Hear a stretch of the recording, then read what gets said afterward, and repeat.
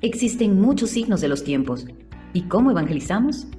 Por eso te invitamos al curso Construyendo un laboratorio de diálogo, evangelización, catequesis a las culturas originarias urbanas y de encuentro. Comenzaremos la reflexión preguntándonos, ¿es necesaria una teología dogmática hoy? Con la doctora Erika Aldunate. Luego pasamos a hacer pastoral en clave sinodal, aportes del enfoque investigación-acción participativa al método ver, juzgar y actuar, con la doctora Carolina Baker Martínez. Reflexionamos desde las culturas originarias indígenas, con una exploración de experiencias culturales y religiosas en los Andes con el doctor Nicanor Sarmiento, y hacia una imagen de Dios en los pueblos amazónicos con el doctor Roberto Tomicha. Sobre las culturas urbanas modernas se presentará Hacia una pastoral urbana con el licenciado Marcial Riveros y la educación religiosa, afrontar la ideología y los nuevos aportes en la pastoral educativa con el licenciado Jorge Fernández. Desembocando en una cultura del encuentro, exponiendo Hacia una cultura del encuentro y pistas para iniciar una pastoral del encuentro, con el doctor Genaro Mercado. La inteligencia artificial para la evangelización con el máster Edwin Salcedo. Finalmente, Hacia una ecología integral, programa de formación de animadores Laudato Si, a cargo del equipo de lengua española Movimiento Laudato Si. El valor curricular será de 50 horas académicas, extendido por la Universidad Católica Boliviana San Pablo, carrera de Ciencias Religiosas, Conferencia Episcopal Boliviana, sección de Catequesis Culturas. El aporte es de 100 bolivianos profesionales y 70 público en general. Las inscripciones ya están abiertas. Te esperamos. Iniciamos este próximo lunes 19 de junio de 2023. Muy buenas noches a todos. Tengan bienvenido a este curso que lo hemos denominado Construyendo un laboratorio de diálogo, evangelización, catequesis a las culturas originarias, urbanas y de encuentro. Ya hemos dado 3 pasos concretos. El primero, preguntándonos, ¿es necesaria una teología dogmática? Y la doctora Erika nos ha ido dando pistas para esta reflexión, argumentando que el dogma hay que volver a replantearlos y explicarlos y descubrir ese núcleo verdadero que tiene para estas nuevas generaciones, ¿no? También hemos ido discerniendo, ¿no?, cómo hacer pastoral en clave sinodal, ¿no?, esos aportes del enfoque investigación, acción participativa al método ver, juzgar, actuar, con la doctora Carolina, que nos ha ido dando pistas de cómo se va actualizando este método latinoamericano. Y el tercer paso que hemos dado ha sido este tema, ya integrándonos en lo que es las culturas originarias indígenas, con ese tema hacia una imagen de Dios en los pueblos amazónicos. El padre Roberto Tomicha nos hizo reflexionar, ver que detrás de cada persona hay un relato, una historia, una religión, ¿no?, que nos lleva a ese misterio y rescatar que todo está conectado. Y hoy vamos a dar otro paso, que es hacia esa trilogía andina, una exploración de experiencias culturales y religiosas en los Andes. Y me voy a presentar al doctor Nicanor Sarmiento Tupayupanqui. Es un teólogo peruano, es un doctor en estudios interdisciplinarios en misionología y antropología cultural. También ha hecho los estudios de misionología en la Universidad Católica Boliviana y trabajó como misionero entre los Inus de Labrador, Canadá. Ha estado activamente involucrado en el desarrollo de teologías contextuales, como las teologías indias, hispana y latino y afroamericanas en las Américas, y ha publicado diversos artículos y caminos de la teología india. Le damos bienvenida al doctor Nicanor. Muy buenas noches. Muy buenas noches con todas y con todos. Muchas gracias, Marcial, por la invitación a este diálogo, y creo que es también una oportunidad de conversar sobre nuestras culturas andinas y también sobre nuestra fe y cómo se relacionan estos, ¿no? Y creo que el título que han escogido como diálogo es muy pantalla, y vamos a ir explorando qué es la teología andina. Okay. Vamos, screen share.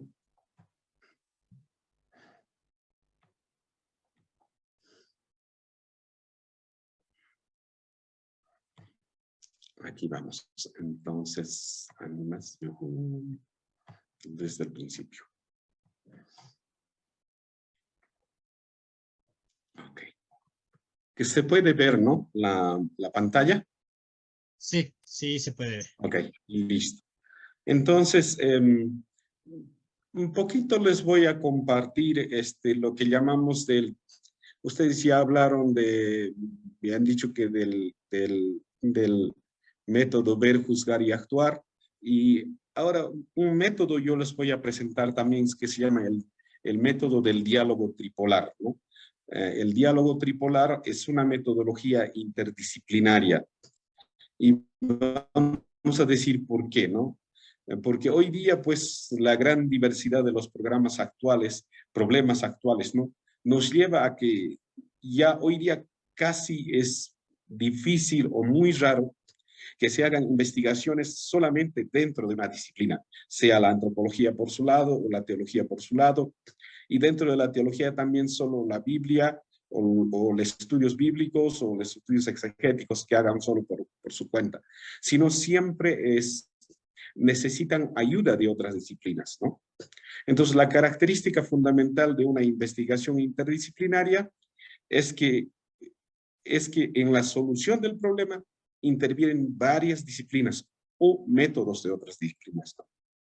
En una investigación interdisciplinaria es requisito fundamental que el que está haciendo la investigación tenga su disciplina de casa, ¿no? Que ya conoce, que se sienta seguro, que tenga las herramientas de ese lugar, ¿no? De esa disciplina. Y entra en diálogo con otra disciplina, o aprende la disciplina, o sencillamente presta métodos, ¿no? Para los fines de su investigación. Entonces, veamos, el diálogo tripolar, un método interdisciplinario en la elaboración de las teologías inculturadas. Y dentro de esas teologías inculturadas, pues está las teologías indias u originarias, ¿no? Entonces, aquí vamos a un poquito ver, ¿no? El diálogo tripolar es un diálogo interdisciplinario que hace para la elaboración de las teologías contextuales, ¿no? Se ha utilizado en Asia, también se ha utilizado en África, ¿no? Entonces, el primero que lo lanzó fue Robert Schweitzer, ¿no? Él lanzó diciendo de que la interacción dialéctica entre evangelio, la iglesia y la cultura es un factor necesario en el desarrollo y crecimiento de una teología contextual, que implica, uno, la identidad cultural o también cambio social. Entonces, los que son teologías que hacen identidad cultural son las teologías indias originarias, las teologías afroamericanas, las teologías latinas, las teologías asiáticas, las teologías africanas. En cambio, los que buscan el contexto, el contexto social, cambio social, serían las teologías de la liberación, ¿no? Este enfoque dialéctico.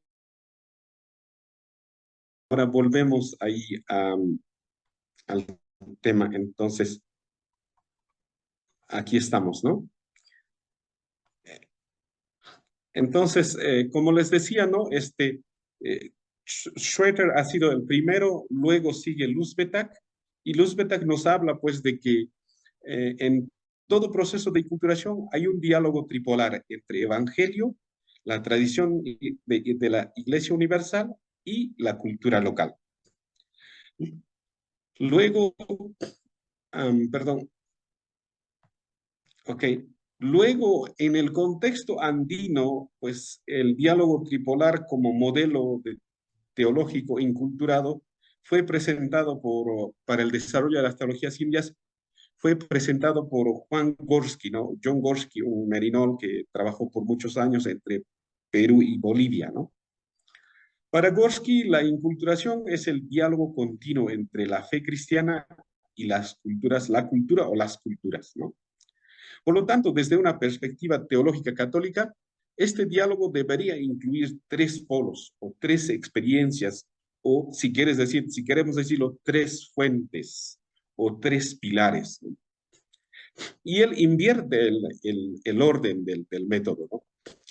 Primero es la cultura local, luego es la tradición apostólica y luego la Iglesia universal. Entonces, conocer su propia cultura. Luego tiene que conocer cómo se recibió la evangelización o el evangelio en su cultura. Y luego cómo esta comunidad cristiana se relaciona con las otras iglesias particulares o con las otras iglesias locales dentro de la Iglesia universal. Entonces, es aquí tenemos, ¿no? El famoso diálogo tripolar, ¿no? Entonces, aquí dice, ¿no? El primer polo hay tres polos, hemos dicho, ¿no es cierto? El primer polo son las experiencias culturales y religiosas encontradas en la trilogía andina, en el caso mío, ¿no? En la trilogía andina,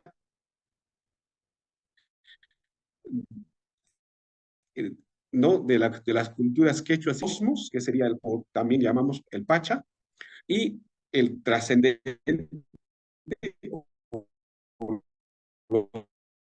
trascendente,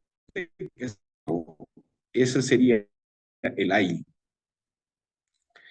El segundo polo es la tradición apostólica encontrada en la trilogía cristiana, que sería pues la creación, la Trinidad y las iglesias locales. El tercer polo es las experiencias de las iglesias locales y también las experiencias de las otras denominaciones cristianas que están presentes en las comunidades andinas. Eso no podemos ignorarlos, porque ellos también son parte, diríamos así, de la gran tradición cristiana. Ahora, aquí es constantemente el diálogo tripolar, está en constante movimiento, ¿no? Entonces, y implica, como hemos visto aquí, tres polos, tres disciplinas.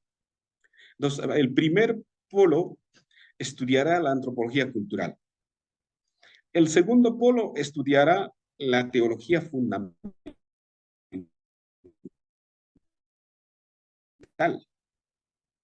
Entonces, aquí ya tenemos tres disciplinas interviniendo diríamos así, en lo que sería, pues, utilizando el diálogo tripolar, ¿no? En lo que sería, pues, ¿no? Entonces, veamos ahora el siguiente paso. La trilogía andina. En la trilogía andina hay tres polos fundamentales de los pueblos andinos, quechuas y aymaras, ¿no? Entonces, aquí, como podemos ver, en el primero está el método y en el segundo. Entonces, encontramos aquí la trilogía andina está compuesta pues por el cosmos andino, que sería el Pacha. Luego, y en lo cristiano, en la trilogía cristiana llamaríamos la creación. Y el segundo polo sería la trascendencia andina y en la teología cristiana llamamos la Trinidad. Y el tercer polo sería pues la comunidad andina, el Ayllu, y en la iglesia, en la teología o en la misionología llamamos la iglesia local, ¿no es cierto? Entonces, esto sería el paso, ¿no? Lo que esta noche voy a un poco compartirles va a ser más del primer polo, ¿no? Solamente de la experiencia cultural y religiosa de los pueblos quechuas y aymaras de los Andes. Y voy a tratar de hacer un diálogo y en el momento del compartir tal vez tengamos más oportunidad para hablar de esto juntos. Entonces, dice, ¿no? Según Gorski, es vital y necesario que las culturas andinas hagan comprensible y comunicable sus experiencias culturales y religiosas para lograr un proceso de inculturación fructífera. En el proceso de sistematización de las teologías andinas, pues hay dos dimensiones, ¿no? Implícitas en las experiencias culturales y religiosas de las culturas andinas, ¿no? El primero es que los pueblos quechuas y aymaras están llamados a ser fieles a su tradición, ¿no? A su tradición indígena, ¿no? Que mantiene el recuerdo de su encuentro con el Dios vivo en el pasado. Y segundo es la fidelidad a las comunidades actuales quechuas y aymaras, que son participantes activos en la actualización de la transmisión intergeneracional de las experiencias culturales y religiosas andinas. Entonces, esa conexión con el pasado, pero sin desligar también las dinámicas o los cambios, la dinamicidad de la cultura y los cambios culturales y religiosos que pues cada día surgen en una comunidad, ¿no? Entonces, como primer punto, veamos el Pacha andino. ¿Qué es? ¿No? Sabemos que el Pacha andino es un concepto antropológico, filosófico, teológico y cultural muy complejo. Es un concepto para hablar del tiempo y del espacio, ¿no? Que los quechuas y aymaras usan indistintamente, ¿no? Entonces, aquí un poquito he tomado de diferentes autores, ¿no? Por ejemplo, Víctor Vascopé, ¿no? Un boliviano, nos dice, ¿no? Que el Pacha es la palabra primordial de los pueblos andinos. Luego, Vicenta Mamani, una teóloga de las iglesias cristianas, nos dice también, utiliza esto para hablar del cosmos como el Pacha es nuestra casa grande, ¿no? ¿No? La casa madre del buen vivir, ¿no? Juritapa, Colquetapa, ¿no? Nido de oro, nido de plata. También el Pacha es el Alajpacha, Ajapacha, Queipacha, o Manjapacha, ¿no? ¿No? Entonces, el mundo de arriba, el mundo de aquí y el mundo de abajo, ¿no? Entonces, es la casa común de todos. Es la casa para todos. Y también es para todos los tiempos, ¿no? Entonces, es una figura que acoge grandemente, ¿no? La metáfora de la casa para hablar del cosmos andino también estaba reflejado en el dibujo que estaba en el altar del Coricancha, ¿no? El Templo del Sol en Cusco, ¿no? Que ha sido documentado por Juan de Santa Cruz Pachacuti, ¿no? En 1613, ¿no? Este dibujo cosmogónico, cosmológico, cosmogónico, tiene la forma de una casa, ¿no?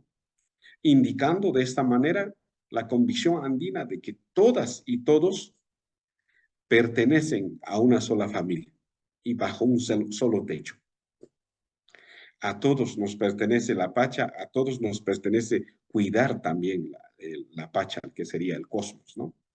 Entonces, para los pueblos aymaras y quechuas de los Andes, la Pacha es la casa grande, la casa de todos los pueblos de la tierra. Juvenal Quispe nos dice, no, peruano, que todo el universo y todo el cosmos está integrado y relacionado. Por lo tanto, es sagrado, porque está movido y mantenido por la relación que es Dios, ¿no? Dios está en la dinamicidad del cosmos, del Pacha andino. Para Quispe, los pueblos andinos, condicionados por sus circunstancias geográficas y climáticas, ¿no? Culturales e históricas, interpretaron e interpretan la realidad cósmica desde los principios, ¿no? De relacionalidad, correspondencia, complementariedad y reciprocidad, ¿no? Esos son los principios que actualmente pues los andinos viven, ¿no? Entonces el cosmos andino también al mismo tiempo está dividido en tres espacios vitales o dimensiones, podemos decirle, o modos de existencia, ¿no? ¿No? Queipacha sería en quechua, ¿no? O Ajapacha en el aymara, el mundo de arriba, ¿no? O perdón, el mundo de aquí. Hanajpacha o Alajpacha, que sería el mundo de arriba. Y el Ucupacha o Manjapacha sería el mundo de abajo. Estos tres espacios de la cosmovisión andina, pues han influenciado la ciencia y la religión. También han influenciado los códigos éticos y morales y la vida ordinaria y espiritual de los andinos durante miles de años, ¿no? Los lugares ceremoniales y sagrados y demás de las ciudades y los poblados se construyeron para representar estas tres dimensiones del Pacha. Siempre estamos, ¿no? En el mismo dibujo cosmogónico de Juan de Santa Cruz Salcamaigua, Está bien claramente delineado estos tres espacios vitales, ¿no? El Hanajpacha, Queipacha, con todos sus habitantes, ¿no? Entonces, ahora un poquito veamos, ¿no? Estos tres espacios vitales, el Hanajpacha. El Hanajpacha, pues, es el mundo de arriba, el mundo ultraterrenal, la sociedad celestial o el cielo, ¿no? Es el mundo misterioso y sagrado más allá del cielo y más allá de lo que pueden ver los humanos. Originalmente ese era el lugar o es el lugar de los protectores, ¿no? De la montaña, machos y hembras de los apus y mamas en quechua, ¿no? Y achachilas y tallas en el aymara, ¿no?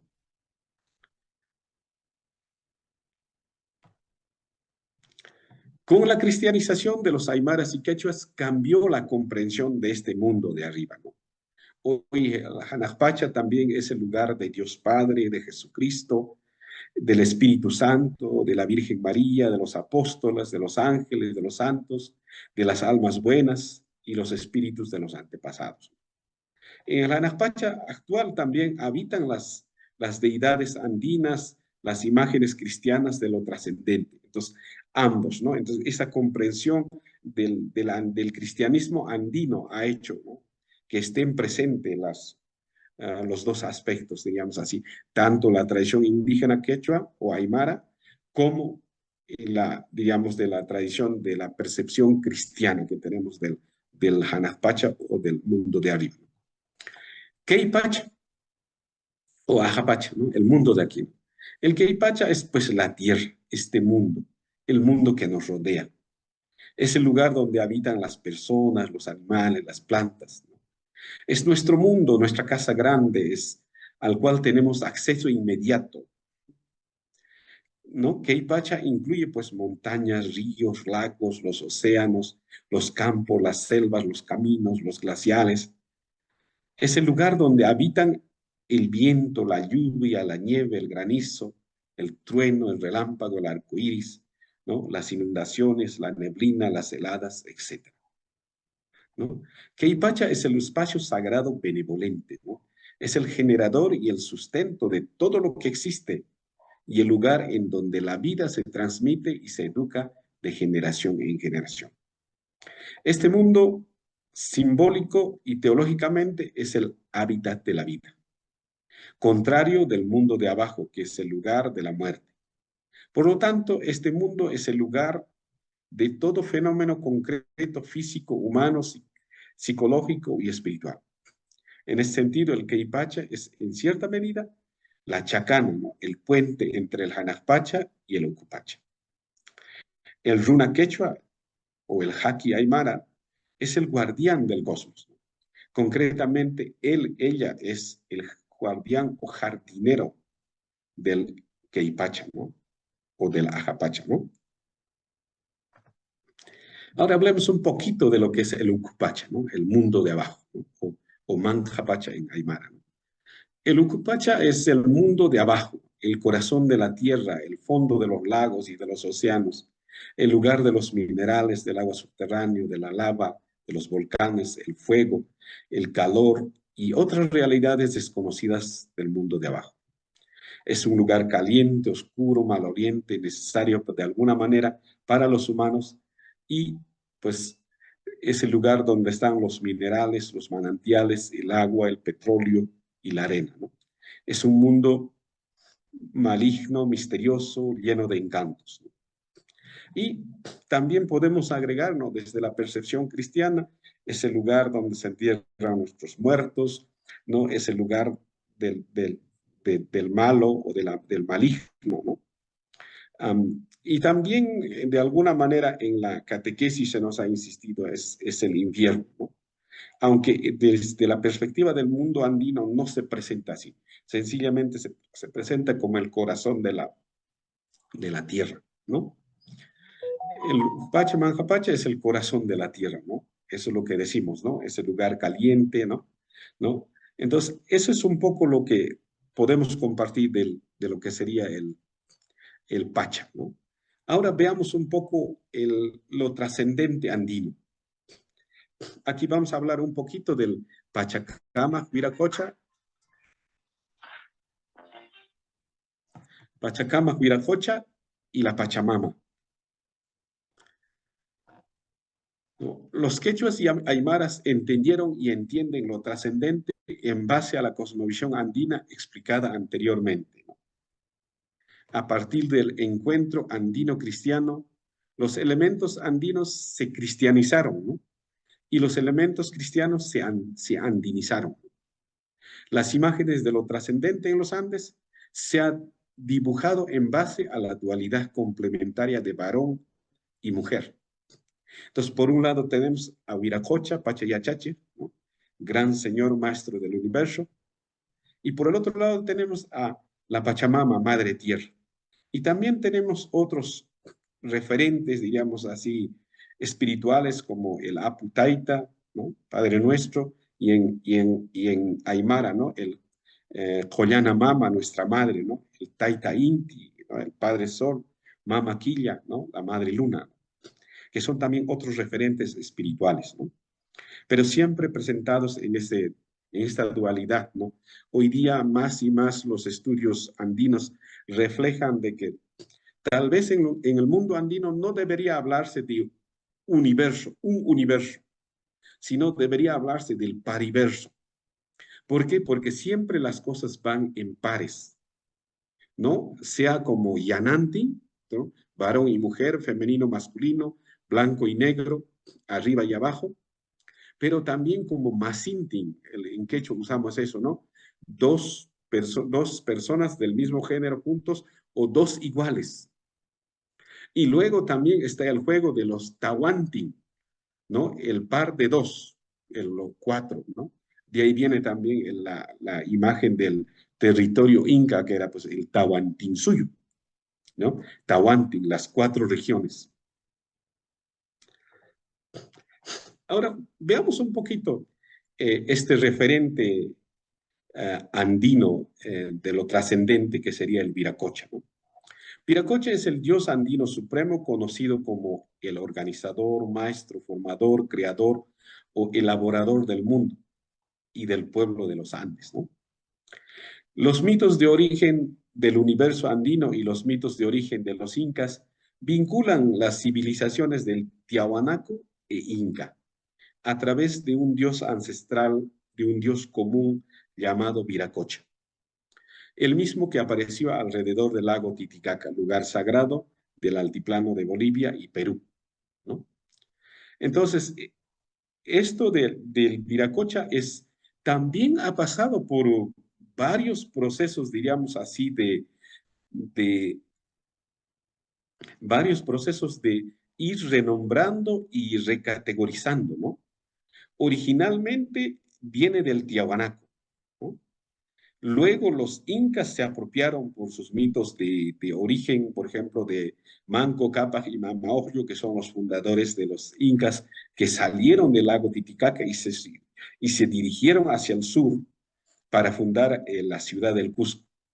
O el otro mito de los hermanos Ayar, que vinieron por una cueva subterránea desde el lago Titicaca y salieron en Pacaristambo, en esas ventanas, en las pacarinas, ¿no? En esas ventanas, de esas cuevas, ¿no? Igual otra vez pares, 4 pares de hermanos, ¿no? A veces solamente nosotros insistimos en los hermanos Ayarmanco, Ayarcachi, Ayarucho y Ayarauca, pero nos olvidamos de sus parejas, ¿no? Ellos son 4 parejas, ¿no? Entonces, ahí viene otra vez esa idea del Tawanti, de 4 parejas, ¿no? Y luego también los españoles se apropian, ¿no? ¿No? El invasor también toma el nombre de Viracocha. Y hoy día también nosotros tenemos esa forma, los quechos o aymaras también de manera despectiva, si quieren decirlo a un foráneo o un extraño que está actuando mal en la comunidad, se dice Huiracocha, ¿no? Sencillamente para decirle que tú eres extraño, ¿no? Entonces, pero la idea del Viracocha es como esta deidad, este referente espiritual andino, ¿no? Ahora veamos la Pachamama, ¿no? La Madre Tierra. La Pachamama es la madre de los quechuas y aymaras y de todos los seres vivos en el cosmos, ¿no? En la experiencia cultural y religiosa del pueblo andino, la Pachamama lleva un conjunto rico y complejo de significados. De manera objetiva se refiere pues a la naturaleza en su forma visible y tangible, ¿no? Lo que podemos ver y tocar, oler, ¿no? Tal como las montañas, los ríos, los lagos, ¿no? Los terrenos de cultivo, lugares de juego, las casas, las familias, las tierras comunales y la tierra en general, ¿no? De manera simbólica, representa también la energía vital de la tierra, esa cosa que hace fértil, esa cuando tú entierras una semilla y hace germinar sin que tú lo veas. Es la vida y la fertilidad de todos los seres vivos del planeta, ¿no? Nosotros, porque estamos conectados con la madre tierra, podemos ser fértiles, podemos producir o reproducir, podemos criar la vida, ¿no? Y eso es lo que pues nos anima, ¿no? Si no, la vida sería monótona, ¿no? Igual la Pachamama también, ¿no? Lo que hemos dicho arriba, ¿no? Que ciertos símbolos se han cristianizado y ciertas formas del cristianismo se han andinizado. Igual pasa con la Pachamama, ¿no? La Pachamama como referente es la tierra, es la madre de todos. Pero también con la llegada del cristianismo se identificó con la Virgen María, ¿no? La Pachamama. También se identificó con, diríamos así, con las mujeres silenciadas y marginadas, ¿no? Y de esa misma manera también la madre tierra es maltratada. La madre tierra está, muchos hoy día los ecologistas, los teólogos ecologistas nos dicen la madre tierra está agonizando. Entonces sufre también el maltrato, diríamos, del colonialismo, ¿no? Ahora veamos el tercer aspecto, ¿no? Que sería el ayllu o la comunidad, ¿no? Los andinos son sujetos comunitarios porque su identidad individual y colectiva viene de sus comunidades. Viven y practican valores ancestrales, sociales, económicos, políticos, culturales y religiosos en los ayllus a través del principio de reciprocidad o del principio de relacionalidad, ¿no? Entonces veamos. El ayllu es el tercer pilar de la trilogía andina, del cosmos, ¿no? El cosmos, lo trascendente y la comunidad, ¿no? Para los andinos, el ayllu es la unidad básica cultural, social, económica, política y religiosa de las sociedades aymaras y quechuas, ¿no? Esta noción, ¿no? La noción contemporánea del ayllu también incluye a los asentamientos de mestizos en los Andes. También incluye de alguna manera a los migrantes andinos hacia las ciudades grandes, a las metrópolis andinas, si queremos decirlo. Los aymaras y quechuas tienen la conciencia que el ayllu es un espacio privilegiado para la realización humana.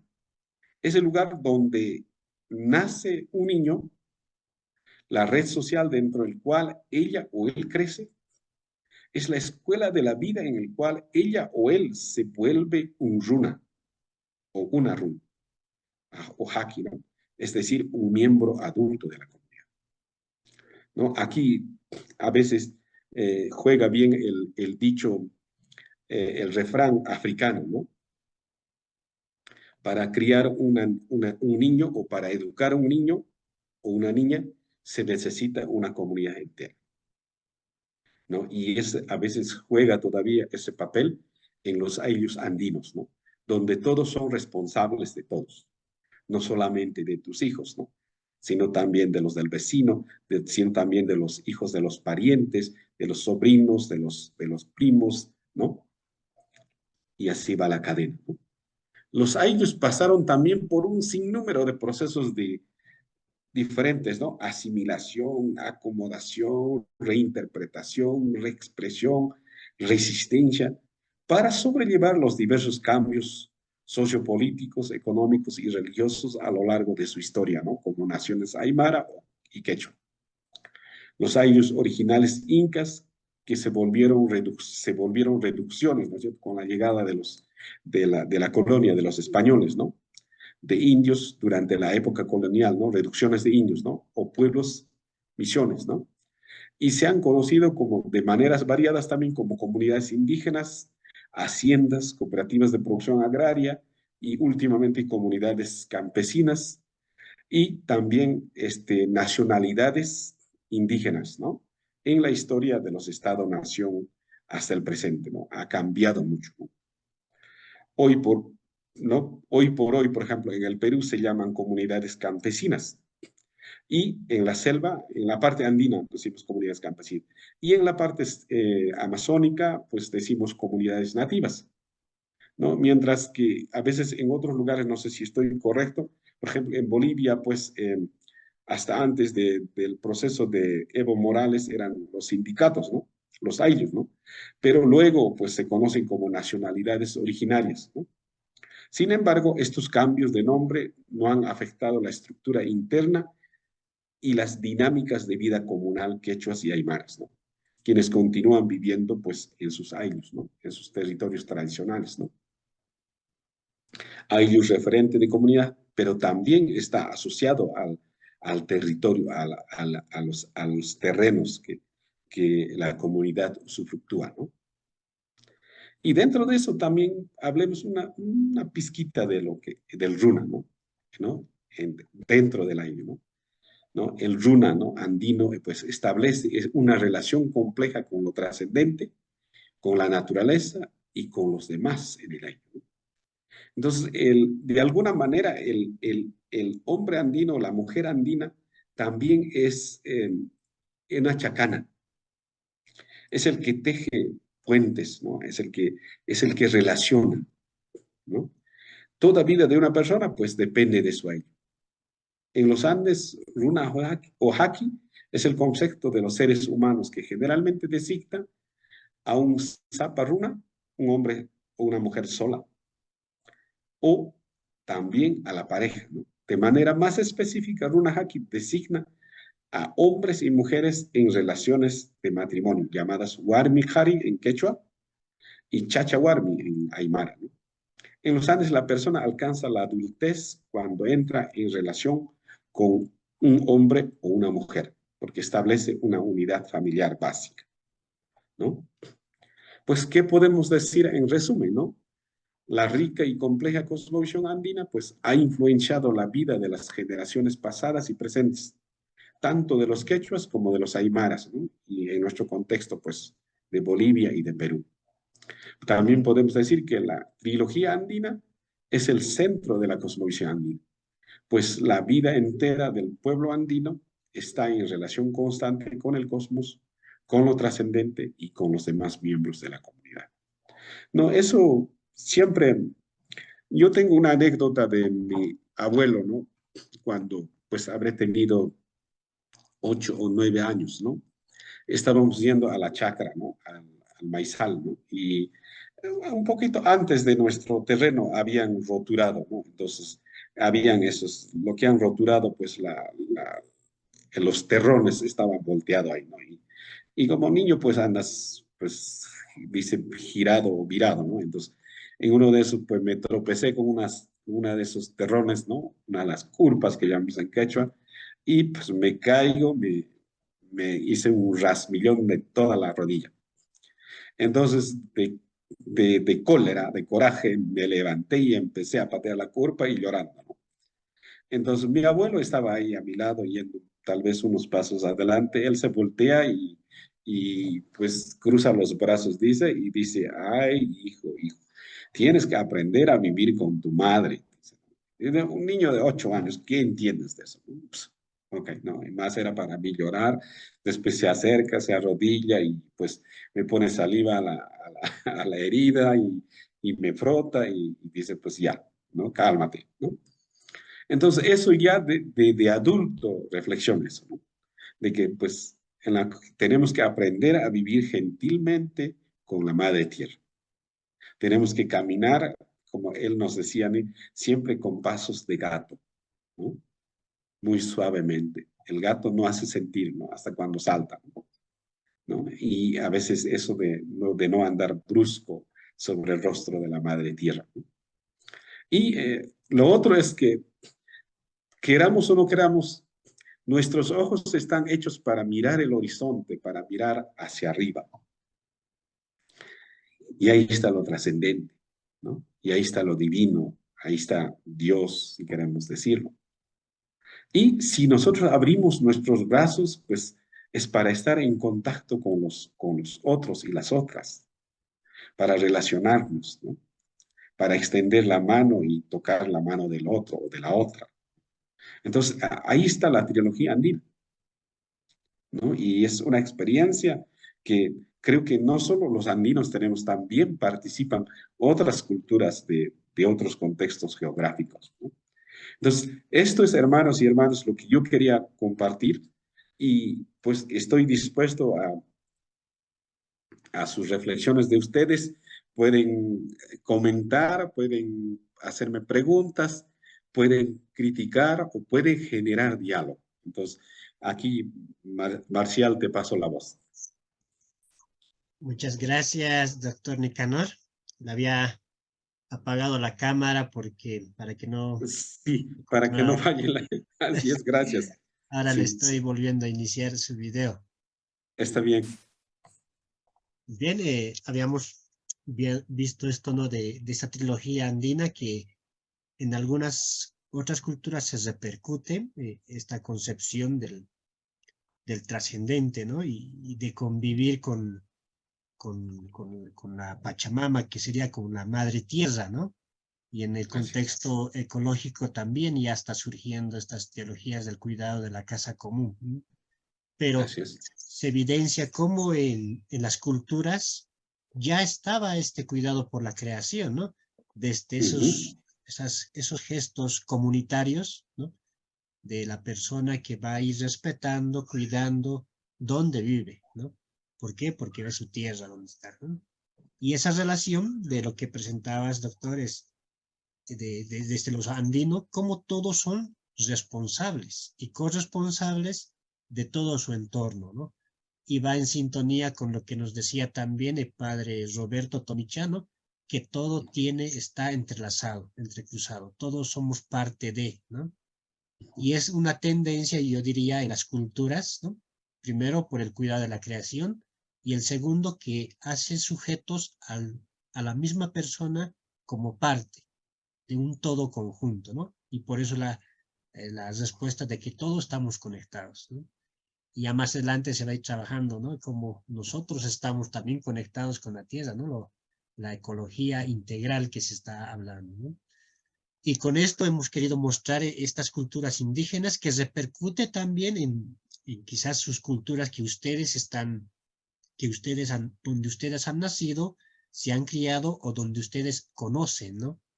Y es el momento que abrimos un poco a las preguntas para ver un poquito más de esta trilogía. Y quizás, doctor, ya que estamos en esto, también aprovecho, ¿no? Quizás explicar un poquito de este sentido de que se hablaba en el contexto continental de América Latina, sobre todo del Abiyala, ¿no? Abiyala, sí, Abiyala. Abiyala, ¿no? Entonces, Sí. ¿cómo se estaba surgiendo? Y para contextualizar sobre todo, porque alguna vez se han escuchado algunos, pero no sabían qué es o qué pretende, ¿no? Gracias. Gracias. Gracias, Marcial. Antes de las preguntas, solo para aclarar eso, ¿no?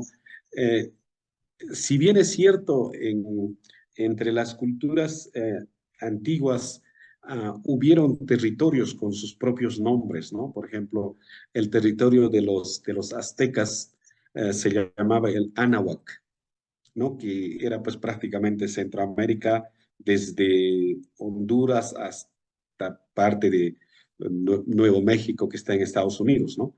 Y el territorio en los Andes era pues el Tahuantinsuyo, ¿no? De los incas, ¿no?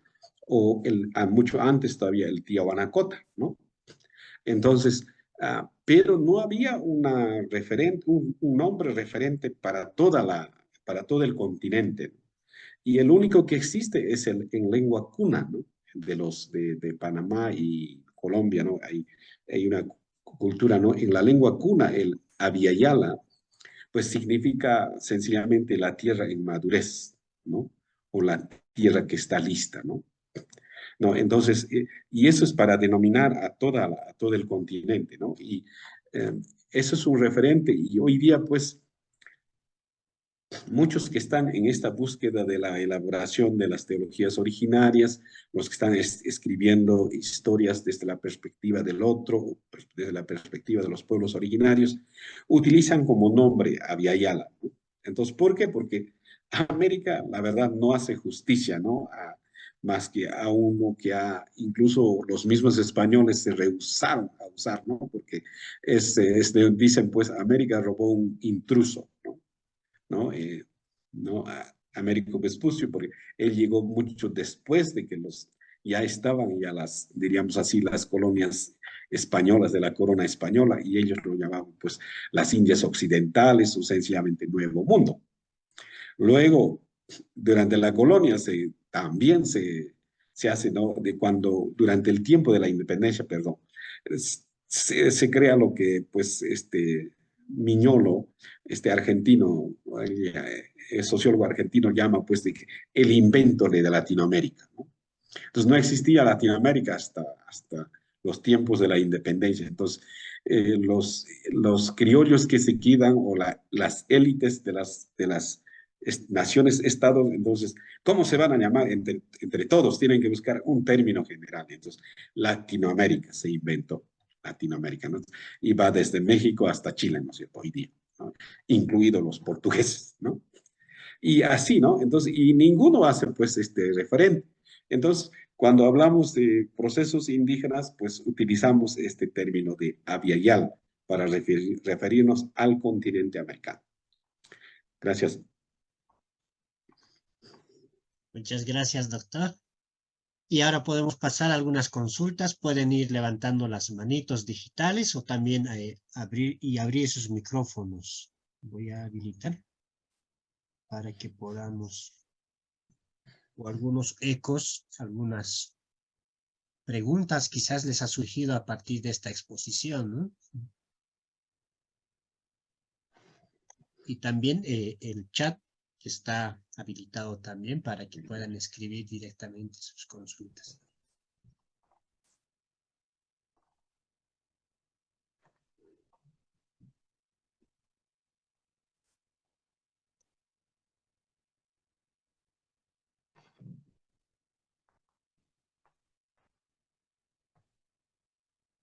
Y dentro de estas culturas también lo más difícil ha sido la cristianización, podríamos decirle ahí, ¿no?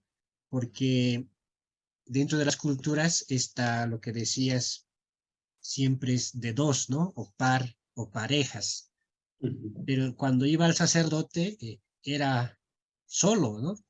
Y no se podía comprender cómo desde las culturas un misionero, ¿no? Que caminaba solo. ¿Por qué?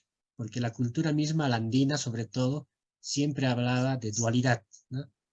¿Y cómo ha sido ese contexto, doctor, si nos puedes un poquito aclarar, y cómo ha asimilado, ¿no? Las culturas el proceso de cristianización?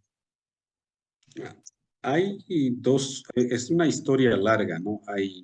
En el principio, pues,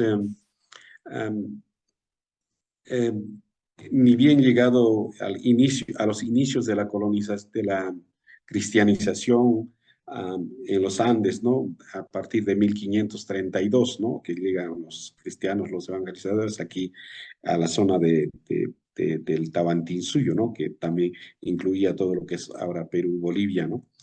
Y allí empieza un poco diálogo, ¿no? Pero después de un proceso de corto diálogo, pues se cierra, ¿no? Con todas esas conversaciones de Las Casas y Sarmiento de Gamboa, Motolinia, empieza a cerrarse, ¿no? De que los indígenas sí son seres humanos, son sujetos de bautismo, pero no son sujetos diríamos así, para acceder a la vida religiosa consagrada o al orden sacerdotal.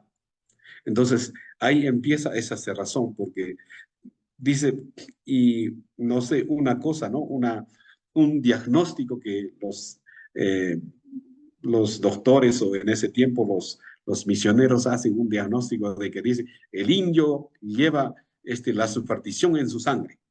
Entonces, eso era, ¿no? Entonces, eso se dejó. Entonces, siempre el indígena ha estado marginado del orden, diríamos así, sacerdotal, hasta, pues, comienzos del siglo pasado, ¿no? Del 1920, 1915, que recién nuevamente se toma en serio al indígena, ¿no?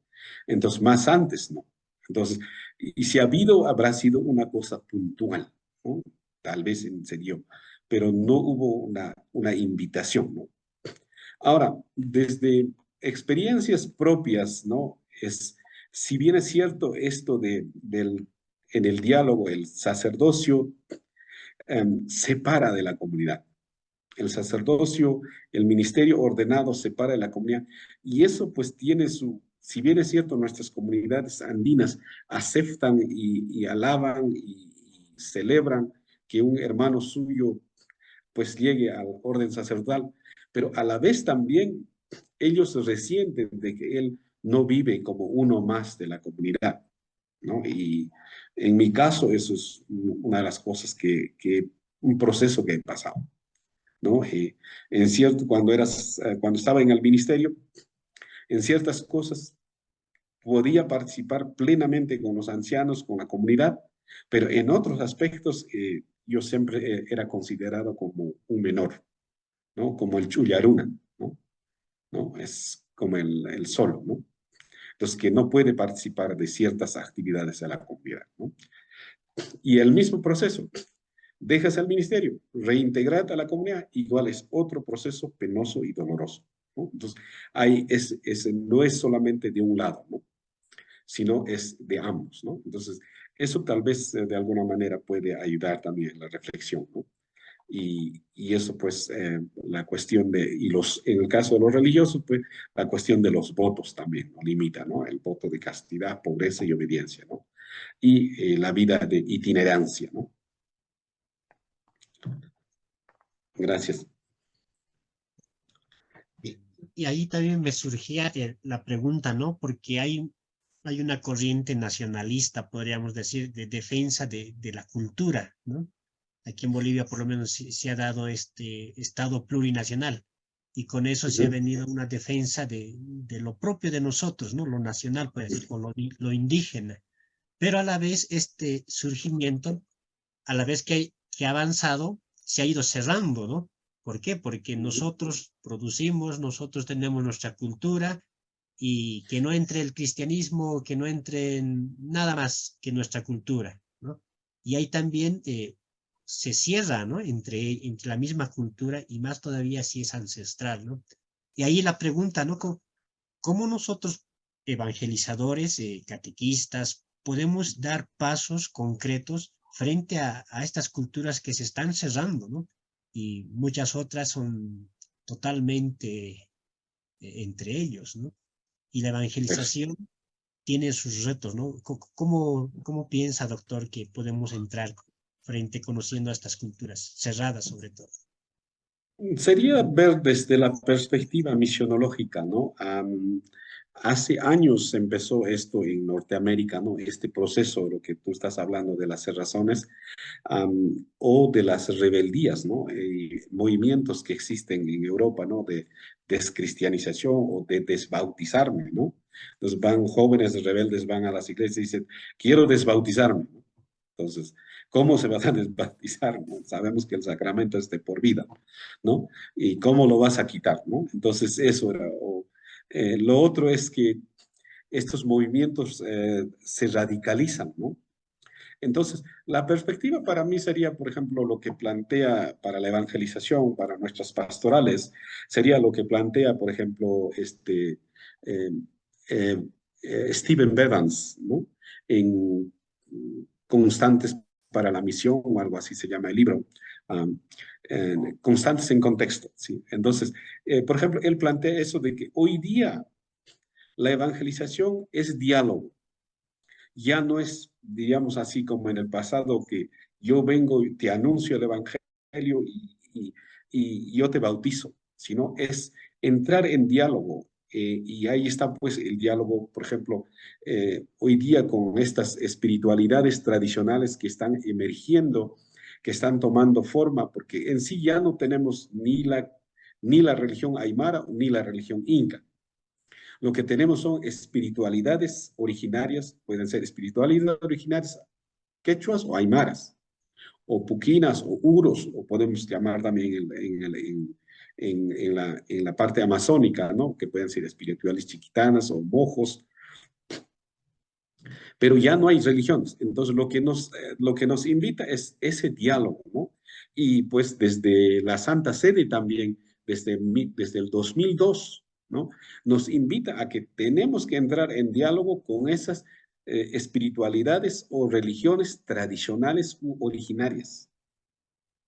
¿Por qué? Porque la mayoría de nuestros creyentes, sobre todo si vienen de estas culturas, tienen, ¿no? Es el caso mío, ¿no? Yo tengo la identidad quechua y al mismo tiempo soy cristiano católico.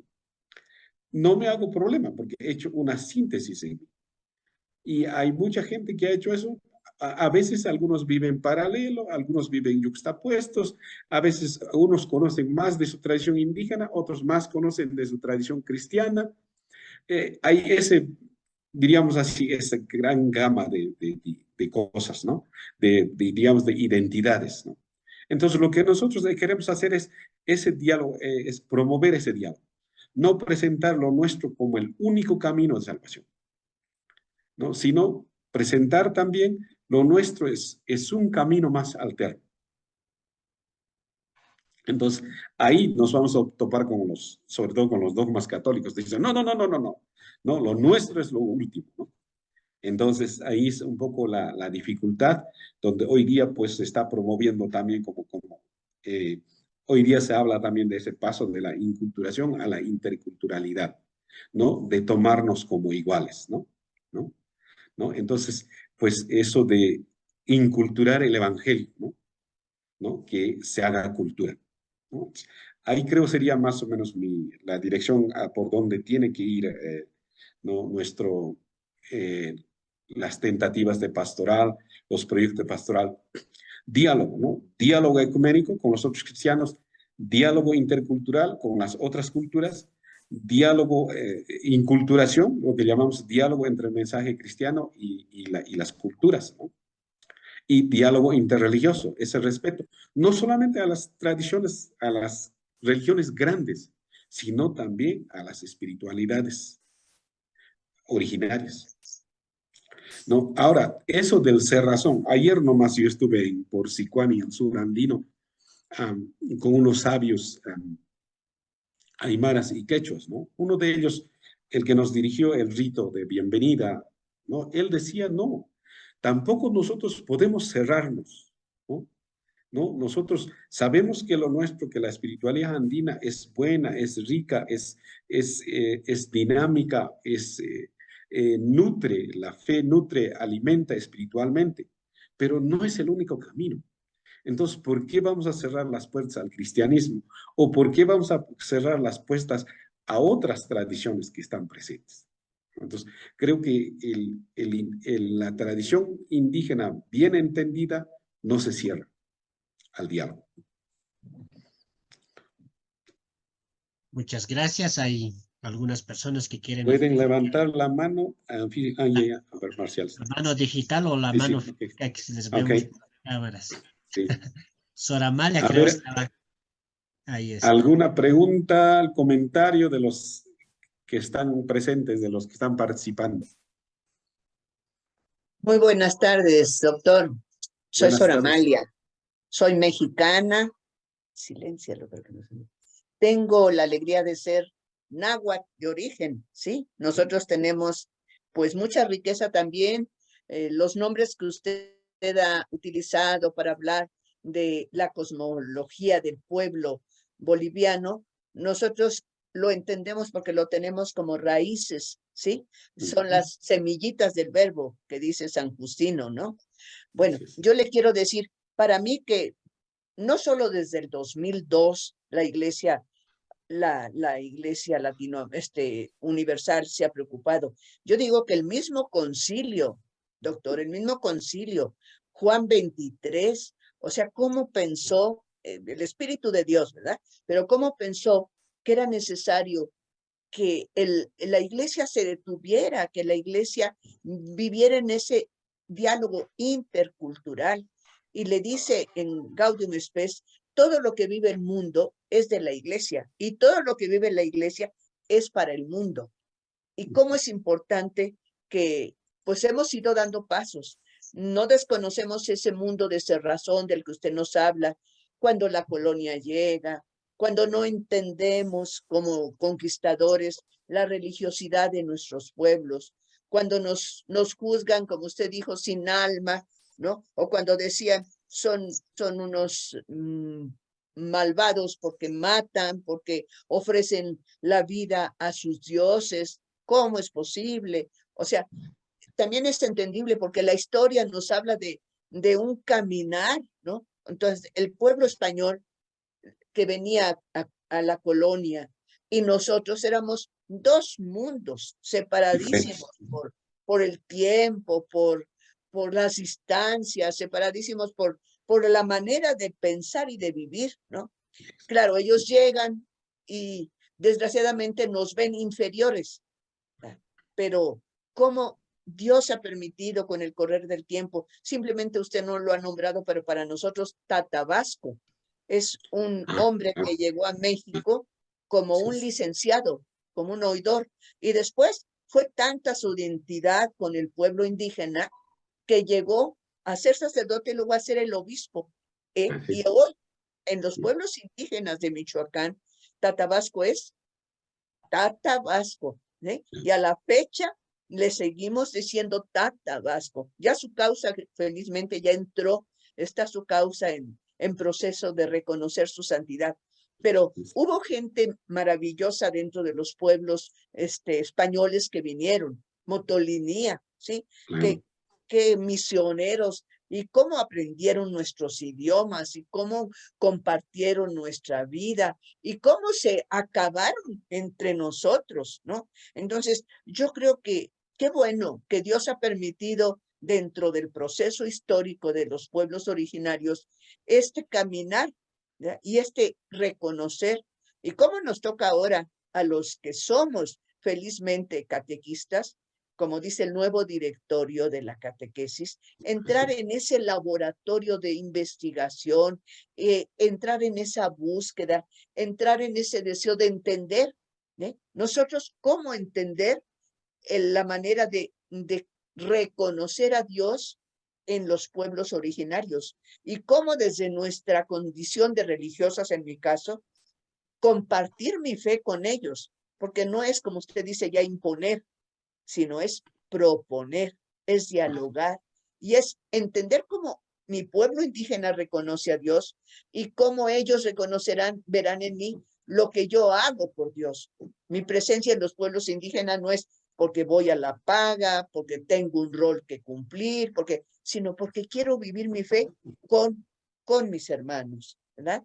Yo le agradezco mucho. Nosotros como mexicanos igual y tenemos mucho en común con ustedes. Y creo que ha sido pues, muy iluminador el que nosotros veamos cómo es posible que la fe se comparta, no se imponga, ¿sí? Y que se reconozca el caminar en la fe de nuestros pueblos.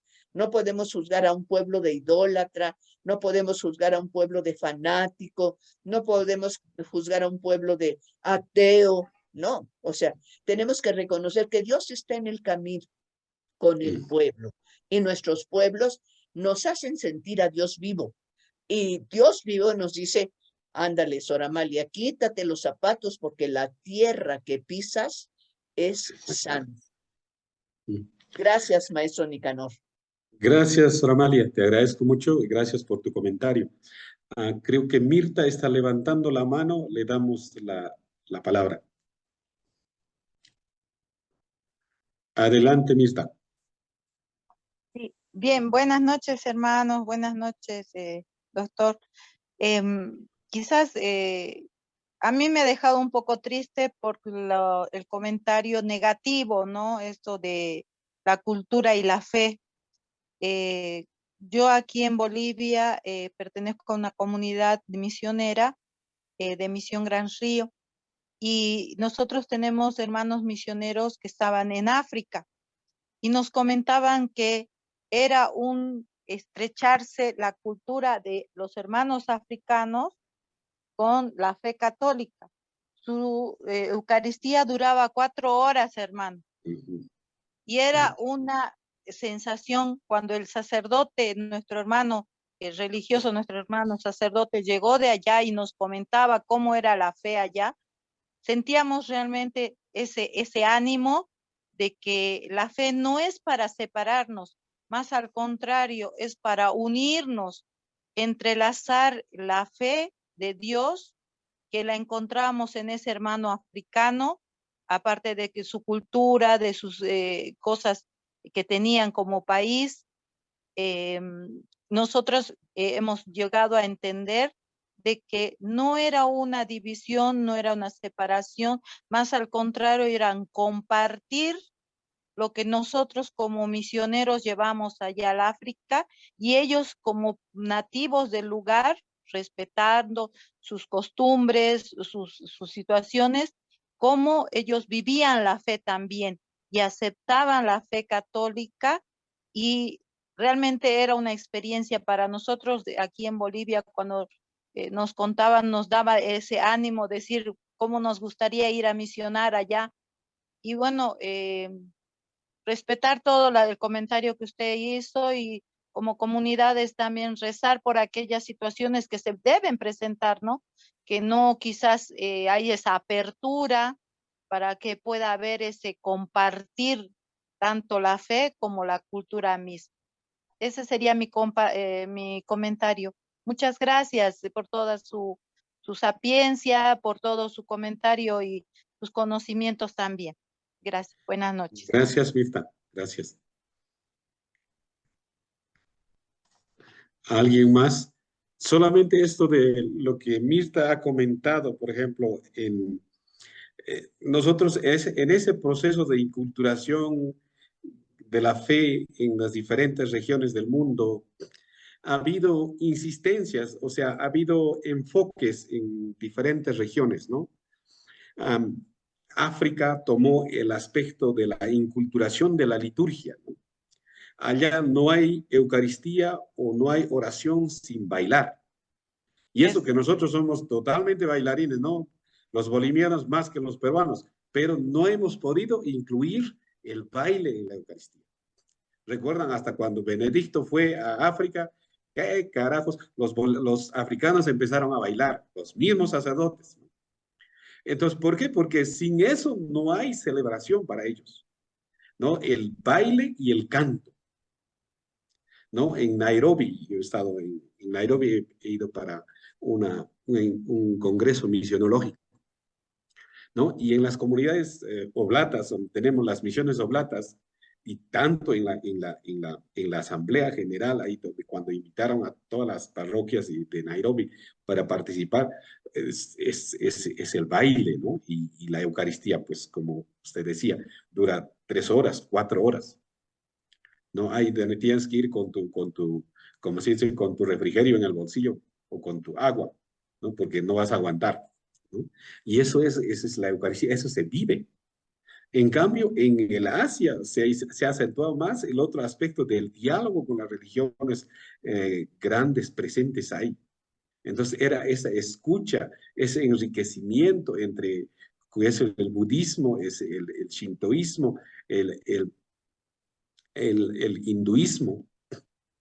Y en Latinoamérica también hemos hecho nuestra parte, ¿no? En Latinoamérica han nacido las teologías contextuales, más teologías contextuales que en otros contextos, ¿no?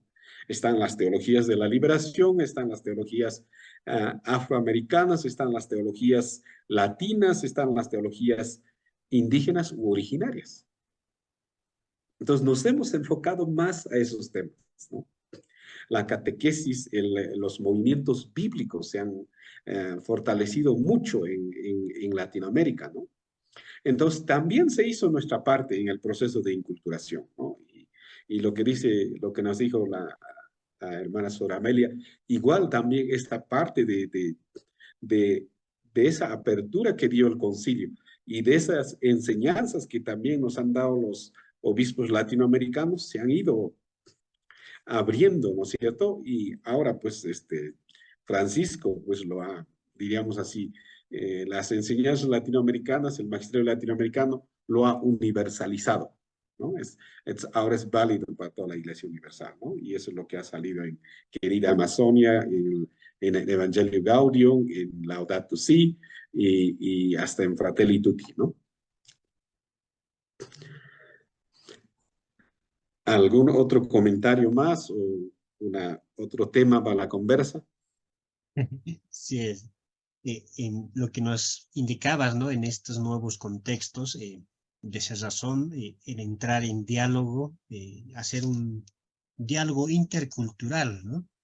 Y en esta línea, creo que alguna vez me comentaste, ¿no? Cómo se actualiza estas semillas del verbo, ¿no? Cómo se las reinterpreta, ¿no? ¿Cómo entender actualmente estas semillas del verbo? Esa es la consulta, doctor. Hay diferentes, ahorita en la teología, por ejemplo, hay lo que nosotros tenemos, lo que la tradición, el magisterio ahorita, tanto de los papas y de los obispos nos han presentado, es que ya estaba presente las semillas del verbo en las culturas americanas o amerindias, ¿no?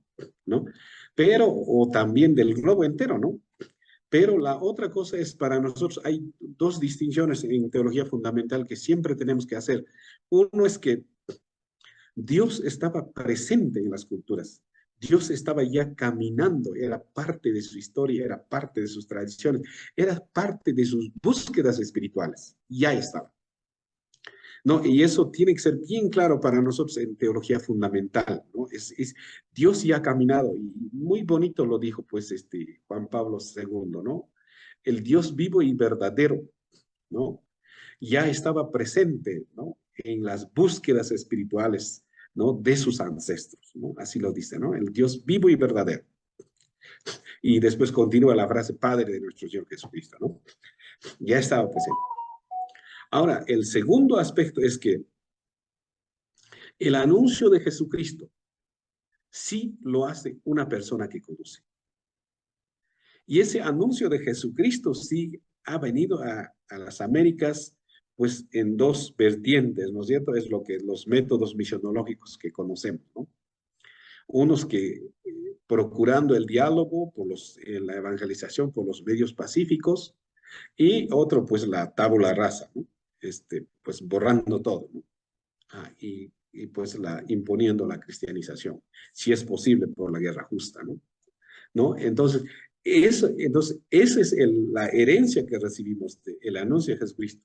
Ahora, la recepción del mensaje cristiano también varía por regiones, así como Amelia nos decía, la recepción varió, ¿no? Por ejemplo, en los Andes, ¿no? Nosotros hemos creado como especie de un tercer cristianismo, ¿no? Un cristianismo andino, que no es el cristianismo europeo, tampoco es totalmente indígena, sino es esa síntesis. A mí no me gusta hablar de sincretismo, sino es más bien esa síntesis, esa fe inculturada, ¿no? El mismo Benedicto XVI hablaba de esa síntesis que nuestros abuelos han logrado, ¿no? Entonces, esa síntesis, ¿no? Es ese cristianismo que se presenta de varias formas, ese cristianismo que se vive sobre todo en la religiosidad popular, ¿no? En sus diferentes manifestaciones, en sus diferentes expresiones de la piedad popular. Ahí está. Ahora, lo otro es que también en otras regiones también se ha dado esa síntesis de diferente manera, ¿no? Por ejemplo, en los pueblos mesoamericanos tienen, por ejemplo, en los años de la primera evangelización, se pudo recopilar ¿no? Hasta sus libros sagrados, ¿no? Como el Popol Vuh, el Chilam Balam, el mismo Nican Mopua, que habla de la aparición de Nuestra Señora de Guadalupe, que son textos que, y si bien es cierto, pues en pensamiento y visión indígena. En los Andes no hemos llegado a eso. Nuestros ¿cómo se llama? Nuestros cronistas indígenas han intentado, pero no lograron, ¿no? Nuestros cronistas indígenas, más, por ejemplo, el caso de, ¿no? de Guamampo Madayala, Felipe Guamampo Madayala, o Inca Garcilaso de la Vega, o, ¿cómo se llama? Juan de Santa Cruz Alcamaigua, más bien han tratado de comparar, o sea, decir, bueno, si en Castilla tienen su placita, nosotros también tenemos nuestra placita mayor. Si en Castilla se saluda de esa manera, nosotros nos saludamos en Castilla. Si en Castilla tienen nobles y vienen de esta raíz, nosotros también venimos de esta raíz, ¿no? Entonces, ¿no? Las presentaciones que se hacen, para mí es ese proceso de entrar en intento de diálogo, ¿no? Por ejemplo, cuando Guamampo Madayala se presenta, dice, ¿no? Yo soy hijo ¿no? del cacique ¿no? de Santiago de Choruza, ¿no? De la zona de Huancavelica, y descendiente de la panaca de los Tupac Yupanquis, ¿no? Es de mi familia también, ¿no? Dice, ¿no? Y al mismo tiempo soy cristiano, profeso y confeso. Entonces dice, por favor, escúchenme, tengo la palabra. Y hoy día seguimos con esa cantaleta cuando hacemos los intentos de inculturación. Dice, oiga, somos cristianos, no nos ignoren, no nos digan ya que solo tenemos, diríamos así, que estamos empezando, o solo tenemos semillas. Después de 500 años de cristianismo, creo que ya no deberíamos hablar de las semillas del verbo, sino ya somos cristianos. Ahora, habrán comunidades que todavía donde no ha llegado el evangelio, donde no han recibido todavía la palabra, ahí sí se puede hablar de semillas. Pero ya los que somos cristianizados, venimos de generaciones, ¿no? De cristianos ya. Por supuesto, a la manera andina, o en el caso de México o Mesoamérica, a la manera mesoamericana, ¿no? Entonces ya eso es otro aspecto que ahorita todavía es limitante, ¿no? Entonces, ¿cómo ya? Pues yo tengo papás, abuelos, tatarabuelos que son bautizados, entonces, ¿cómo voy a seguir siendo de hablar de semillas nada más del verbo? Si Jesucristo ya ha sido anunciado a ellos, si hay una corriente de una teología, perdón, de un cristianismo andino. Entonces, eso un poco también habría que tener cuenta en nuestras, digamos así, labores pastorales, ¿no? Cuando anunciamos, ¿no? Cuando trabajamos en la catequesis. Muchas gracias y sí es verdad, ¿no? Porque siempre en la academia, en el instituto nos dicen como gran novedad la semilla del verbo, pero teniendo presente que ya ha pasado 500 años, ¿no? Toda una experiencia. Así es. Ya queda antiguo de hablar de semillas del verbo porque ya estamos en esta línea, estamos cristianizados, ¿no? Y ahí, y eso me llama mucho la atención porque es términos actuales, ¿no? Porque recién ha empezado la reflexión, asumir el anteaño pasado ya, sacar las semillas y decir que somos cristianizados porque tenemos antepasados. Y ahí la otro, lo que decías, a veces las personas yuxtaponen, afrontan hasta qué punto puede asumir el cristianismo la cultura, o seguimos en ese diálogo intercultural, ¿no? Porque a veces dice soy andino, o soy primero cristiano, o soy primero andino. Entonces siempre es la pregunta, ¿no? ¿Hasta qué punto llegó el cristianismo? Creo ahí, a ver, vamos a dar la palabra a Amalia y después respondo. Adelante, hermana. No te escuchamos. No me deja, ya, perdón, si no me dejaba. Yo quiero decir que las semillas del verbo son justo esos grandes valores en nuestros pueblos originarios que están ahí mucho antes de que llegaran los misioneros, ¿no? Yes. Ese sentido de comunidad, ese sentido de sacrificio, ese sentido de prosperidad, de mejorar. Le llaman Reverencia a lo semillas sagrado. del verbo, porque esto está en Dios, en ese Dios Padre, en ese Dios Hijo y en ese Dios Espíritu. Son semillas que Jesús trajo a la tierra cuando se encarna.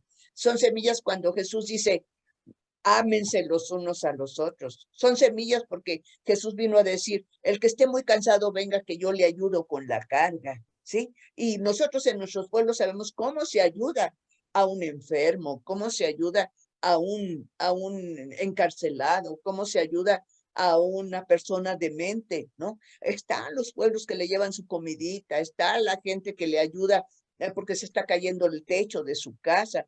Son semillas del verbo porque es Jesús que nos vino a decir que se vive así, ¿verdad? Y entonces esas semillas del verbo, felizmente la teología las reconoce como los grandes valores, que son valores de nuestro pueblo, son valores culturales, pero que están desde siempre pensados en la pedagogía divina. Gracias, hermana. Sí, excelente. ¿Alguien más puede comentar o complementar de los participantes? ¿Cómo lo quito, hija? En reacción, pero ya.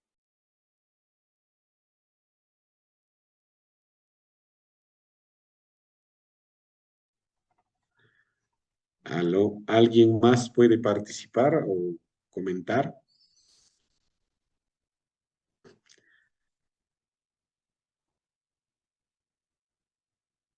Esta parte del diálogo intercultural, tal vez habría que enfatizar, hoy día es una nueva, diríamos así, nueva corriente o nueva metodología que está surgiendo, que apareció primeramente en el ámbito de la educación intercultural y después se ha ido ampliando a otras áreas de la vida y llegando también a la pastoral y la teología, ¿no? Entonces, hoy día en algunos contextos ya están promoviendo o escribiendo o intentando formalizar, sistematizar las teologías interculturales y la pastoral intercultural. Entonces, ese es otro aspecto para nosotros, ¿no? Porque cada vez nuestro mundo también se hace intercultural, ¿no? Sobre todo si bien es cierto, tenemos todavía comunidades en las comunidades andinas que donde la mayoría o un gran porcentaje son de la misma cultura, pero en las metrópolis, en las ciudades grandes, ya no hay, o sea, son de todo el país y de todas las culturas. No, aquí en el Perú, nosotros decimos, Lima es el Perú, decimos. ¿Por qué? Porque están todas las culturas. ¿No? Hay 2 millones de quechua hablantes en Lima, ¿no? Y hay casi 300,000 aymaras, ¿no? Y otras culturas de la Amazonía también están presentes, ¿no? Y otros andinos de otras regiones que no tienen diríamos así, su idioma, pero sí viven digamos así, la mentalidad andina, son parte de la cosmovisión andina. Entonces, se hace necesario ese diálogo simétrico de las culturas, ¿no? Entre las culturas, para que haya respeto, para que no haya mucha fricción, ¿no? Entonces, y ahí es, creo, donde en los contextos como de La Paz, Cochabamba, Santa Cruz, por ejemplo, en el contexto boliviano, pues ya son las ciudades son una mezcla de diferentes culturas y allí se tiene que tomar en cuenta siempre ese respeto cultural, el diálogo intercultural, ¿no? No solamente el reconocimiento de la pluralidad cultural, sino también el diálogo, ¿no? de intercultural a diferentes niveles, ¿no? Eso sería también mi opinión de mí, ¿no? En cuanto catequesis, en cuanto formación, ¿no? Sin duda, doctor, hay mucho que trabajar en la evangelización, ¿no? Frente a este estas culturas, ¿no? Y más todavía estas nuevas culturas que se están formando, ¿no? Y ese es precisamente este curso, ¿no? Abrir estos aspectos, reflexionar, hacer un laboratorio de diálogo en la evangelización, ¿no? Y al final vamos a ir dialogando estas nuevas tendencias que se van surgiendo, las emergentes sobre todo, pero sin olvidar estas que son originarias, indígenas, y son propios, ¿no? Que todos hemos tenido por lo menos a raíz de eco del abuelo, a raíz de conocer, de vivirlo, ¿no? Y que ha sido transmitido, pero está sufriendo ese muro, ¿no? Que está limitando, ¿no? Pero la evangelización y la iglesia necesita dar estos pasos, necesita conocer y cómo evangelizarlos, ¿no? Ahí voy a dar la palabra a Silvia Garza, por favor.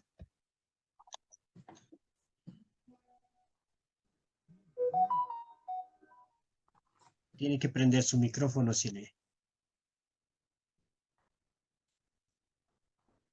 Buenas tardes. Yo soy de México, del Estado de México. Mi catequesis yo la doy en, pues, ciudad, ¿no? Aunque estoy muy de acuerdo en todo lo que se ha expuesto, el conocer nuestras raíces, el ver todos los detalles y cómo desde un principio Dios se ha manifestado y las ideas que son de esas culturas muy similares a lo que es nuestra religión, dicho de otra forma. Ahora, me parece muy importante, muy interesante, porque sí, como nos decía don Nicanor, que de alguna manera en las ciudades hay una mezcla de diferentes raíces. Entonces, bueno, pienso que es importante el conocer esas raíces para poder trabajar, sobre todo la catequesis, que es en lo que yo me muevo, un poquito, ¿sí?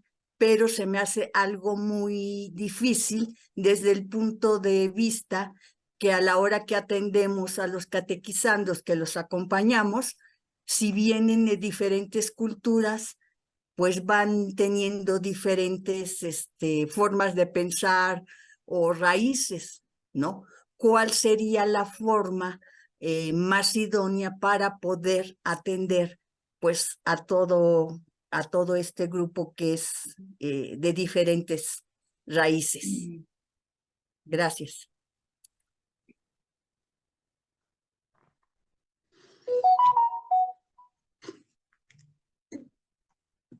Creo que, perdón, así está activado. Creo que tenemos que tomar en cuenta algunos principios, ¿no? Uno de los principios es el cariño, ¿no? Esa cercanía que el catequista tiene que tener con los catequizandos, ¿no? El segundo aspecto para mí es el respeto intercultural, ¿no? A reconocer de que fulano, sutano, mengano está viniendo de esta tradición cultural y por lo tanto tiene otra forma de ver, tiene otra forma de pensar y otra forma de creer y también trae elementos culturales, ya diríamos así, engravados en su fe, en su religión, ¿no? En la religión católica.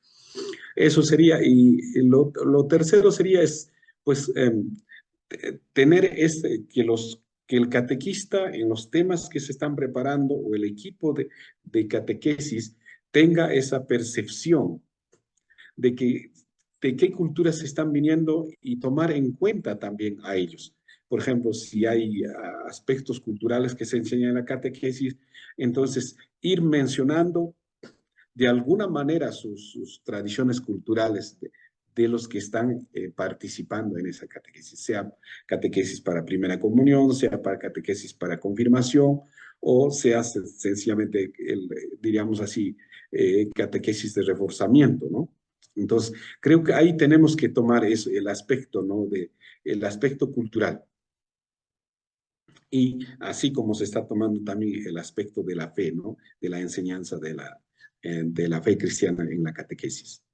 Por lo menos esos tres principios yo mencionaría para tenerlos en cuenta, ¿no? Sencillamente no decir de que todos entran en el mismo saco, y pues aquí está la catequesis, esto es lo que enseñamos, ¿no? Sino tener esa sensibilidad cultural. ¿Algún otro eco para...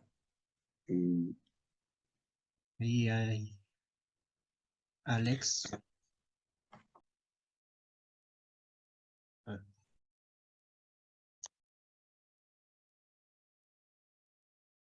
Bien, ya vamos finalizando. Si alguien, ahí está nuevamente. Ahora sí. Muy bien, muchas gracias. Agradezco a cada uno de ustedes, pues desde Tarija, justamente estaba escuchando todo lo que exponía y me ponía a pensar en la zona guaraní. Yo soy de Entre Ríos, provincia Ocomno, de aquí de Tarija, y obviamente hay una zona que pertenece por lo menos de la parroquia San Luis de Entre Ríos. Tenemos 115 comunidades, de las cuales casi son 70% una zona guaraní, que en su tiempo, cuando yo era más chico, pues llegaban al poblado, pues esta gran cultura, vestidos de tipoy, obviamente con su sombrero, los simbas que decimos nosotros, están los guaraníes y los huellanés, ¿no? Yo soy un poco más del sur, ¿no? Entre Yacuiba, Entre Ríos, Valle del Medio, parte del Chaco, ¿no? Pero igual, en esta zona de guaraní tuve yo la oportunidad de algo de Palos Blancos, Yuquimbía, Tentapao, Tentiapío, Tentahuaso, todos son comunidades guaraníes, que ha habido una organización que es APG. Esta organización ha venido para, quizás digo yo, bueno, en su momento para ayudar a que ellos tengan una mejor vida, ¿no? Porque ellos solamente viven de la caza y de la pesca a orillas del río Pilcomayo. Y una mejor forma de vida, quizás se lo han hecho sus casas, inculturizar, ¿no? Quizás no se ha respetado lo que ellos vivían, pero se les ha hecho una casa, pero aquella casita que ellos, digamos, se lo han hecho con semejante calor, digamos, una casita de ladrillo o quizás adecuarse a una casa de adobe, pero ellos en vez de vivir ahí dentro, lo metían a sus animales, a sus chivas, a sus chanchos, y ellos duermen obviamente afuera en sus hamacas, ¿no? Por el tema de calor. Pero ahora también esas comunidades han sido olvidadas por el tema de la evangelización. Se ha visto aquí en la diócesis de Tarija hacer una capilla en Palos Blancos, que es la zona central más o menos entre Entre Ríos y Caraparí, que son parroquia, pero en la zona de Palos Blancos para que haya una capilla para que pueda asistir y un sacerdote a aquellas comunidades. Pero le cuento que es difícil, muy difícil, poder tener incluso catequistas de las diferentes comunidades. Yo he tratado de hablar con el padre Marcos, ahorita que él está allá, él es argentino, profesor de profesión y sacerdote, obviamente, que tiene obviamente los modales para poder llegar.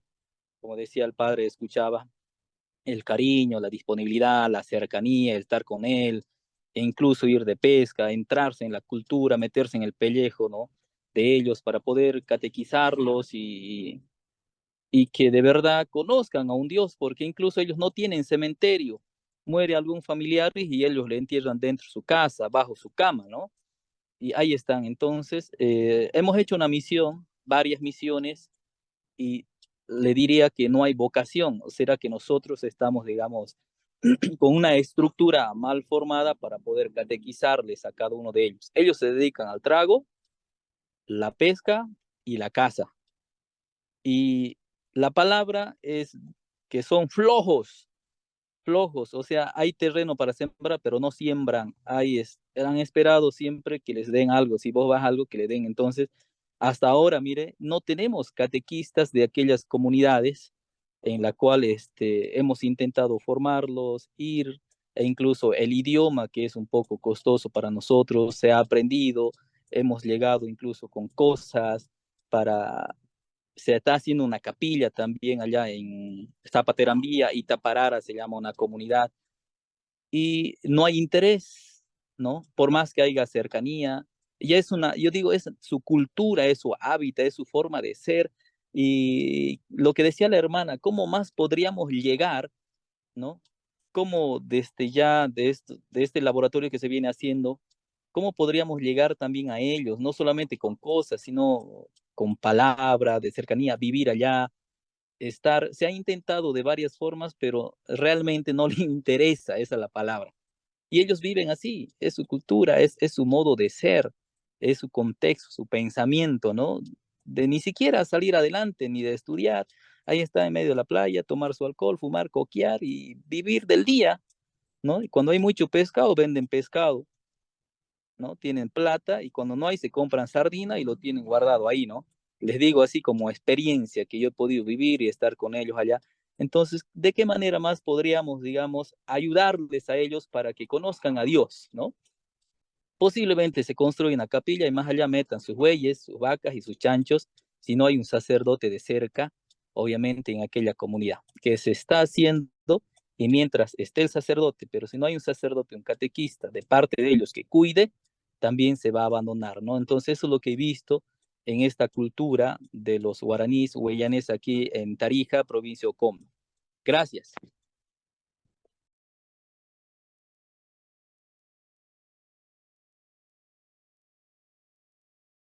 Gracias, padre Alex. También a Gisela Pichardo, por favor, y finalizamos. Gisela, ahora sí. Uy. Gisela,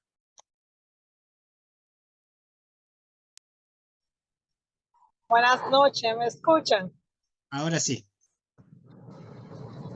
Eh, con relación al tema, para mí es algo nuevo y más que una pregunta, es como aportar algo que es un desafío para mí y para la catequesis en nuestro país, de República Dominicana, porque realmente algunos nombres y términos aquí aún se ven como que cosas malas e incluso en contra de la religión.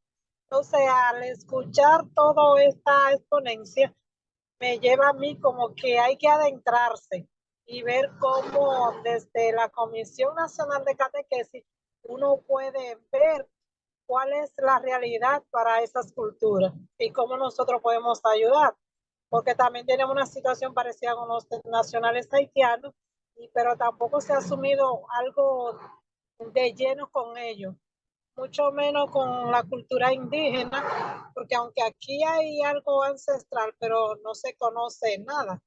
Entonces, para mí es como un desafío y me motiva mucho el querer como formarme más en cuanto a esta parte para ver qué puedo yo aportar y qué podemos como Comisión Nacional también hacer y que pueda ayudar a la iglesia, aunque no he vivido ninguna experiencia como los demás han hablado, pero sí creo que se puede hacer algo desde uno ir concientizando, lo mismo catequizando, lo mismo sacerdotes aquí que nos acompañan en la comisión de catequesis para ver desde nuestro país qué se puede aportar y seguir formándome, indagando para ver que no es como algo excluyente nuestro, sino como seres humanos son parte nuestra y todos somos hijos de Dios. Y a veces nos lo hacen ver la misma historia.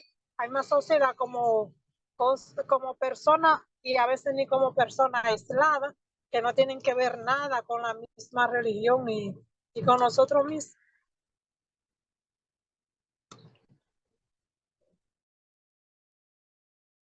Muchas gracias, Gisela. ¿Se cortó tu audio o finalizó?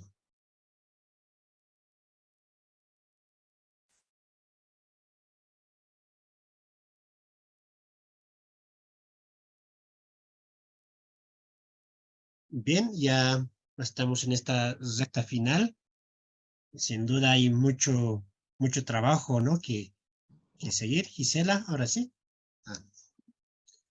Mucho trabajo y muchos temas que hay que seguir reflexionando y este laboratorio de diálogo, de evangelización, de catequesis a estas culturas nos va a ayudar, ¿no? O por lo menos dar la chispa inicial para que ustedes dentro de su contexto vayan reflexionando y sobre todo vayan haciendo caminar en la evangelización. Si hay algo más, doctor, para ir finalizando y... Creo que solamente darles las gracias a todas y a todos que están participando en este diálogo, en este laboratorio de diálogo, y pues que también esta parte de sensibilidad cultural sea parte de nuestras catequesis, de nuestra pastoral en general. Si bien es cierto, va a haber dificultades, así como el hermano que estaba hablándonos de Tarija, va a haber muchas dificultades, y cómo entrar, cómo entender desde su cultura para ayudarlos a que ellos puedan ser conscientes, o lo que decimos, lo que nos dicen, ¿no es cierto?, que sean protagonistas de su propia historia, para que ellos sean, diríamos así, actores sociales o sujetos, diríamos, teológicos, ¿no?, de sus propios contextos, ¿no? Entonces, será ir buscando diferentes fórmulas, será ir buscando diferentes metodologías para, pues, que estén en sintonía con la cultura, para que, digamos, se regenere, se renueve, ¿no? Eso sería desde mi perspectiva. Y también solamente tener esa apertura, donde sea que nos encontremos, que seamos abiertos al diálogo, a los diferentes diálogos, ¿no? Al diálogo ecuménico, al diálogo interreligioso, al diálogo intercultural, y también a la inculturación.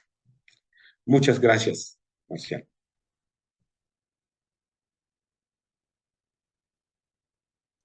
No, los agradecidos somos nosotros, doctor, y muchas gracias por brindarnos este tiempo. Era necesario ver estas culturas. Por supuesto, hay muchas más, ¿no?, que hay que ir apuntando, reflexionando, ¿no?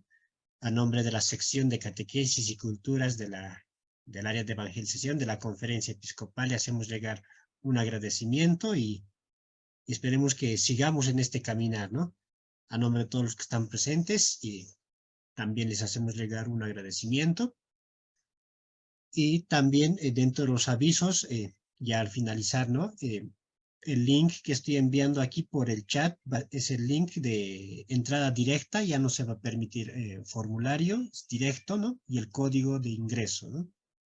Y a la vez hago la invitación para este próximo lunes, que vamos a iniciar ya también este bloque de las culturas modernas, ¿no?, porque habíamos llevado ya las culturas indígenas, ahora vamos a ingresar a las modernas, pero con un cambio de horario, que el día lunes vamos a llevar este tema de la educación religiosa y cómo afrontar la ideología y los nuevos aportes de la pastoral educativa, ¿no? Con el licenciado Jorge Fernández del área de educación, que nos va a acompañar en esta presentación a las 7 de la noche, hora de Bolivia. Muchas gracias a todos ustedes y a seguir construyendo este laboratorio de diálogo. Doctor Nicanor, una vez más, muchas gracias y estamos en contacto siempre. Muchísimas gracias a todas y a todos, y muchas gracias, Marcial. Gracias, doctor.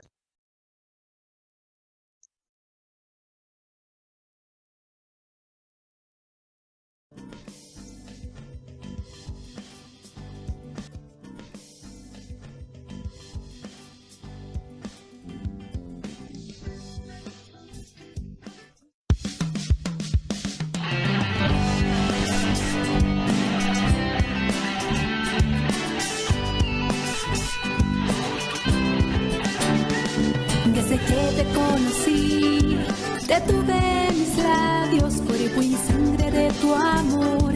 Alegre renací, desde entonces entendí, escuchando tu llamada, que el servicio y la misión es de Bolivia proclamarla.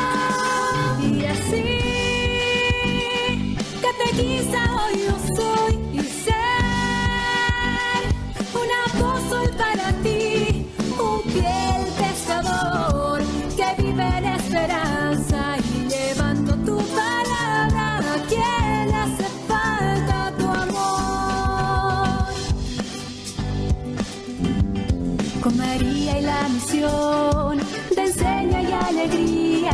palabra de tu amor, el manual de luz tu guía, es la madre espiritual de cada catequista y junto al Padre Celestial, soy de la vida cristiana. Y así, catequista hoy yo soy y ser un apóstol para ti, un fiel pescador que vive en esperanza y llevando tu palabra a quien le hace falta tu amor. Y así, catequista hoy yo soy y ser un apóstol para ti, un fiel pescador que vive en esperanza y llevando tu palabra a quien le hace falta tu amor. Es el Espíritu de Dios en cada catequista, contemplar tu cruz, Señor, me lleva a la viña, es la hostia, es el perdón que te da nueva vida junto a Cristo y su amor, vivamos hoy su palabra. Y así, catequista hoy yo soy y ser un apóstol para ti, un fiel pescador que vive en esperanza y llevando tu palabra por toda Bolivia en amor. Y así, catequista hoy yo soy y ser un apóstol para ti, un fiel pescador que vive en esperanza y llevando tu palabra a quien le hace falta tu amor. Y así,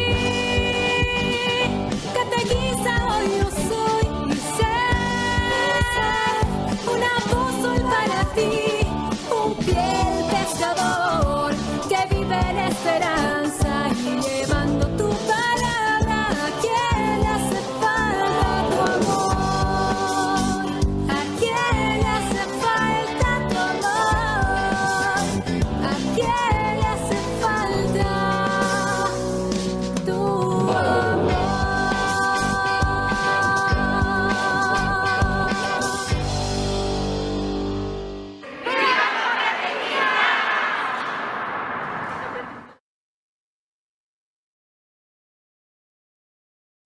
Muchas gracias. Buenas noches.